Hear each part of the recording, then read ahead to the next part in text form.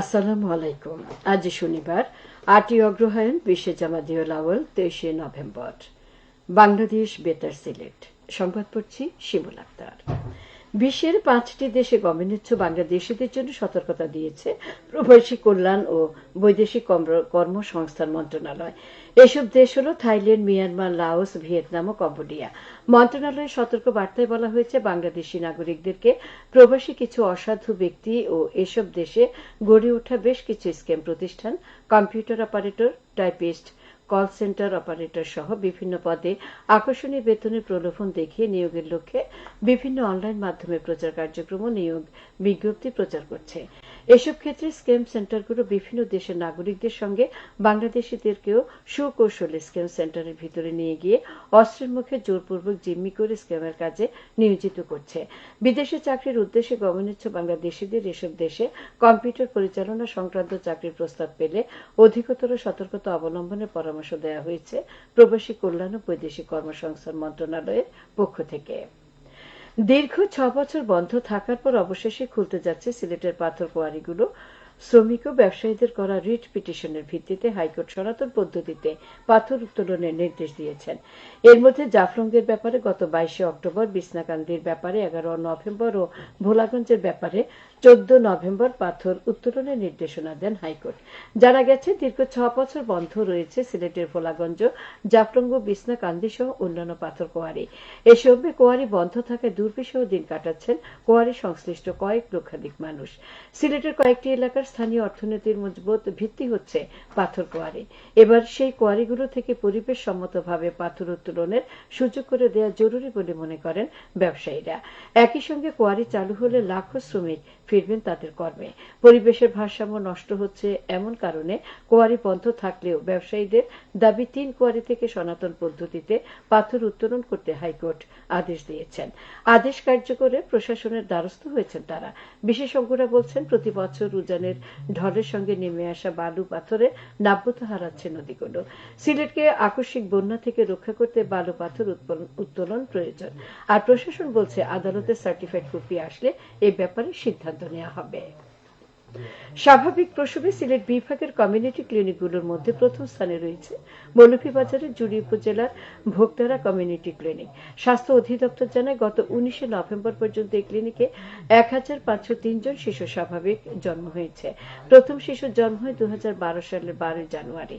এই ক্লিনিকে শুধু জুড়ি নয়, আশেপাশের বিভিন্ন উপজেলা থেকেও দরিদ্র মধ্যবিত্ত পরিবারের মায়েরা সেবা নিতে আসেন। এই ক্লিনিক সরকারের এমডিজি বাস্তবায়নে যেমন ভূমিকা রেখেছে, তেমনি ২০৩০ সালে এমডিজির লক্ষ্যমাত্রা পূরণে সহায়ক ভূমিকা রাখবে বলে আশা করা যাচ্ছে। ২০১৩ সালে নিরাপদ মাতৃত্বে অবদানের স্বীকৃতি স্বরূপ দেশের শ্রেষ্ঠ কমিউনিটি ক্লিনিক হিসেবে ২০১৮ সালে প্রধানমন্ত্রী, ২০১৯ সালে জেলা সিভিল সার্জন এবং ২০২১ সালে স্বাস্থ্য পরিবার কল্যাণ মন্ত্রণালয়ের পক্ষ থেকে পুরস্কার লাভ করে এই প্রতিষ্ঠান। শীতকালীন সবজি বাজারে আসতে শুরু করায় কমেছে সবজির দাম কমেছে পেঁয়াজ, মুরগিরও। তবে আলু এখনো চড়া দামে বিক্রি হচ্ছে। গতকাল সিলেটের বিভিন্ন বাজার ঘুরে চিত্র দেখা গেছে।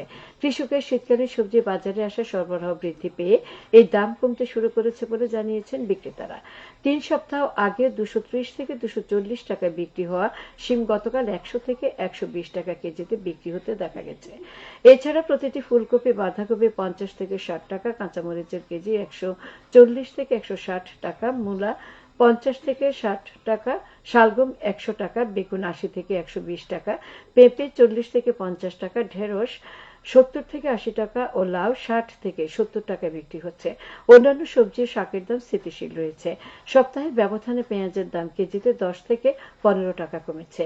একই সঙ্গে কেজিতে ১০ টাকা পর্যন্ত কমেছে মুরগির দাম।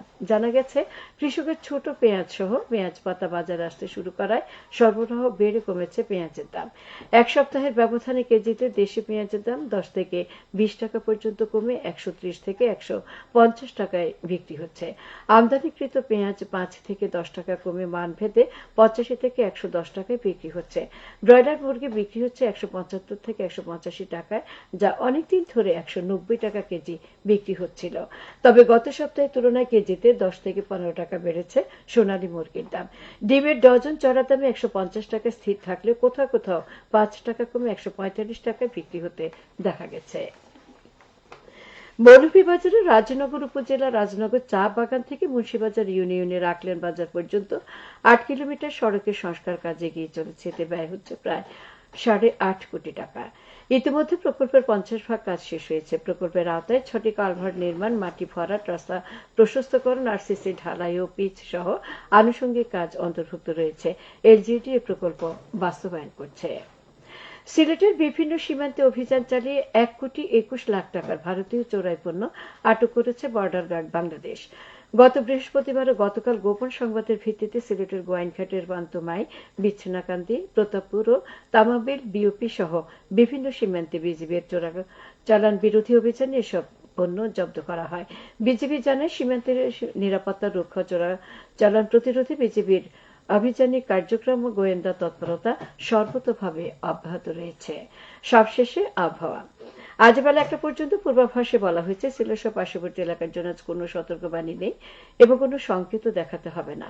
আজ সিলেটে সূর্যোদয় হয়েছে ৬টা ১৫ এবং সূর্য অস্ত যাবে সন্ধ্যে ৫টা ৩। সংবাদ শেষ হলো। আমাদের পরবর্তী স্থানীয় সংবাদ প্রচারিত হবে দুপুর ১টা বেজে ৫ মিনিটে। আল্লাহ হাফেজ।